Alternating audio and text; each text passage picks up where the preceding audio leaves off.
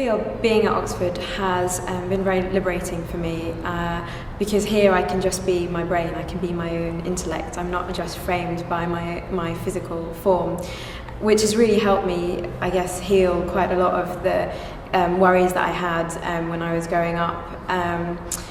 The work's hard when you're here, and that can get you down quite a lot of the time.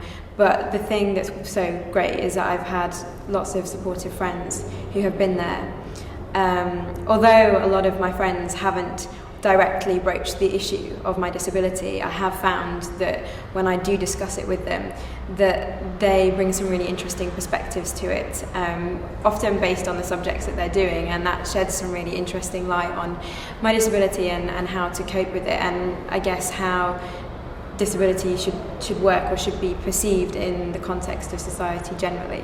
I think coming to Oxford, you're constantly questioning yourself, you're questioning your intellect, you're questioning all sorts of your disabilities. You're used to being around people that are extremely high achievers, and you try and work out where you fit in that context. But I think through all of that and through those times when you do get tired and the work does grind you down, you realise actually how fulfilling it is. And how fantastic it is to be with people that you can have just wonderful conversations with. And I guess coping with the emotional side of my disability, I came here being very concerned with how people would perceive me, whether they would actually see me as a person and as a personality. And I was really happy to discover that they did, that they saw beyond, I guess, my physical restrictions and saw me as a personality.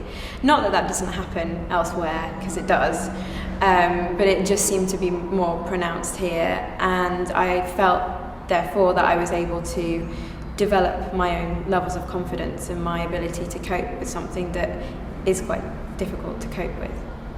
My disability affects all four of my limbs. I was born with it. It's a congenital disability.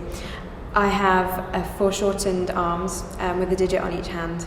I had my amputation on my right leg when I was 11 months old, and various subsequent operations since then. My disability affects my work life in a number of ways. It makes me quite tired. Physically doing the work is sometimes more time consuming than it would be for most normal people.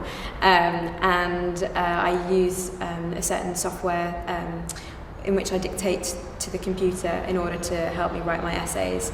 And I also have an amanuensis, which is like a scribe for my exams. Coming to Oxford University is a very daunting task, especially if you have a disability.